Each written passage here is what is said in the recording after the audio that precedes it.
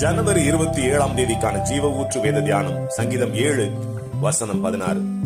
அவன் தீவினை அவன் சிரசின் மேல் திரும்பும், அவன் கொடுமை அவன் உச்சம் தலையின் மேல் இறங்கும் என்று வேதம் கூறுகிறது.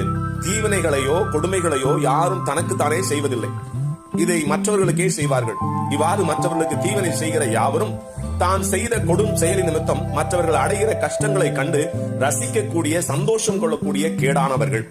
அதே போல கொடுமை செய்வது என்பது என்னவென்றால், நியாயம் இல்லாமல் மற்றவர்களை தண்டித்து ஒடுக்கும் செயலே கொடுமைப்படுத்துதல். மற்றவர்களுக்கு கொடுமை செய்பவர்கள் பெரும்பாலும் மேல் அதிகாரத்தில் இருப்பவர்களாகவே இருப்பார்கள்.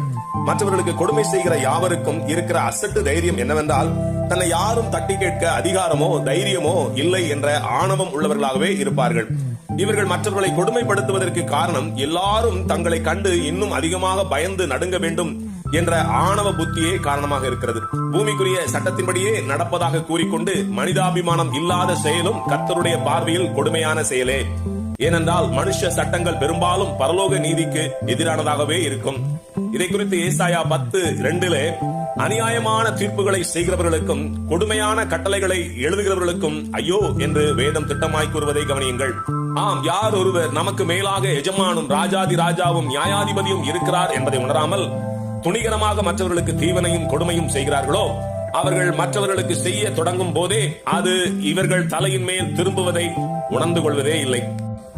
மற்ற மனிதர்களுக்கு தீவனையும் கொடுமையும் செய்யும் மனிதர்கள் தாங்கள் கொடுமைப்படுத்துவோரின் சரீரத்திற்கு மாத்திரமே கேடு செய்ய முடியும். ஆனால் இவர்கள் அப்படி செய்வதால் தங்கள் ஆவி ஆத்மா சரீரத்துக்கும் கேடுண்டாக்கிக் கொள்கிறார்கள் என்பதை இவர்கள் ஒருபோதும் உணர்ந்து கொள்வதே இல்லை.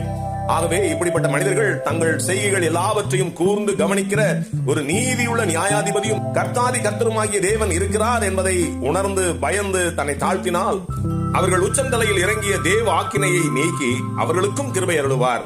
ஆமேன். அல்லேலூயா.